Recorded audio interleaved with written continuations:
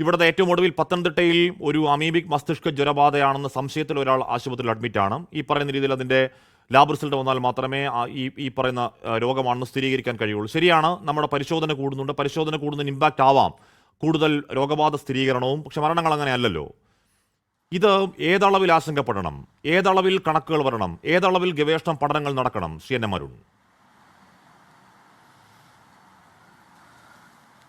തികച്ചും അത്ഭുതകരമായിട്ടുള്ള നമ്പറുകളാണ്. കേസുകളുടെ നമ്പറും കണ്ടുപിടിക്കുന്ന കേസുകളുടെ നമ്പർ നമ്മൾ തീരെ പ്രതീക്ഷിക്കാത്ത അധികം നമ്പറുകൾ ഇപ്പോൾ കാണുന്നുണ്ട്.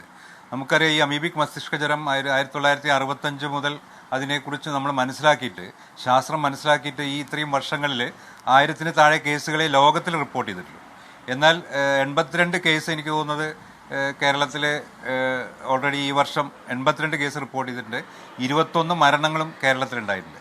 അപ്പോൾ അത് വളരെ ഒരു അത്ഭുതപ്പെടുത്തുന്നൊരു സംഖ്യയാണ്. ഒരുപക്ഷെ ശരിയായിരിക്കാം, നമ്മൾ കൂടുതൽ കണ്ടുപിടിക്കുന്നതുകൊണ്ടായിരിക്കാം നിപ്പയ്ക്ക് ശേഷം ഈ എൻകഫലൈറ്റിസ് കേസുകളെല്ലാം നമ്മൾ വളരെ വിശദമായിട്ട് പഠനങ്ങൾ നടത്തുന്നുണ്ട്. അപ്പോൾ അമീബയ്ക്ക് കൂടി നമ്മൾ നോക്കുന്നതുകൊണ്ട് നമുക്ക് കണ്ടുപിടിക്കാൻ സാധിക്കുന്നുണ്ട്, ശരിയാണ്. എങ്കിലും ഇത്ര അധികം കേസുകൾ ഒരു ചെറിയ സമയത്തിനുള്ളിൽ വരുന്നു എന്നുള്ളത് കുറച്ച് ആശങ്കപ്പെടേണ്ട കാര്യം തന്നെയാണ്. അപ്പോൾ ഇതിനെക്കുറിച്ച് നമുക്ക് പല കാര്യങ്ങൾ കൃത്യമായിട്ട് അറിയില്ല. നമ്മുടെ ടെക്സ്റ്റ് ബുക്കുകൾ നമ്മൾ കാണുന്നതിൻ്റെ മരണം 95%, 97% എന്നാണ്. പക്ഷെ ഇവിടെ നമുക്കൊരു 25% മരണമുള്ളത്. അപ്പോൾ അതിലെന്തുകൊണ്ട് മാറ്റങ്ങൾ വന്നു എന്ന് നമുക്കറിയില്ല. അത് ചികിത്സയുടെ ഗുണമാണോ, അല്ലെങ്കിൽ നമ്മൾ കുറച്ച് എന്താ പറയുക ഓവറായിട്ട് കണ്ടുപിടിക്കുന്നുണ്ടോ എന്നൊരു ചോദ്യം കൂടി നമ്മൾ ചോദിക്കേണ്ടി വരും. അതായത് ചിലപ്പോൾ അമീബ അവിടെ ഉണ്ടാവാം, പക്ഷെ അമീബ ആയിരിക്കണമില്ല പ്രധാന അസുഖത്തിൻ്റെ കാരണം, എൻകഫലൈറ്റിസിൻ്റെ കാരണം എന്നുള്ള രീതിയിൽ ചില ചർച്ചകളൊക്കെ നടക്കുന്നുണ്ട്. അതിനെക്കുറിച്ചുള്ള ശാസ്ത്രജ്ഞന്മാർ തമ്മിൽ ചെറിയൊരു ആശയവിനിമയം നടന്നുകൊണ്ടിരിക്കുന്നുണ്ട് അങ്ങനത്തെ കാര്യങ്ങളെക്കുറിച്ച്. അപ്പോൾ നമുക്ക് കൂടുതലായിട്ട് ഇതിനെക്കുറിച്ച് ഡീറ്റെയിൽ ആയിട്ട് പഠനം നടത്തിയാൽ മാത്രമേ സാധിക്കുകയുള്ളൂ. അതിന് നമ്മൾ മാത്രം വിചാരിച്ചാലും പോരാ.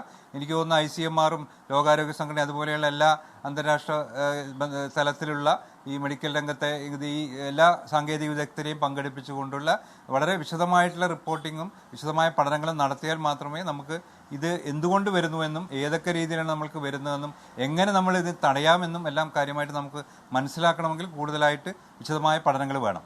ലോകത്തെവിടെയായാലും ഏത് സമയത്തും 24 വാർത്തകളും ഓഗ്മെന്റഡ് റിയാലിറ്റി പാക്കേജുകളും എക്സ്പ്ലെയിനറുകളും വിശദമായി കാണാൻ ഞങ്ങളുടെ YouTube ചാനൽ നിങ്ങൾക്ക് സബ്സ്ക്രൈബ് ചെയ്യാം.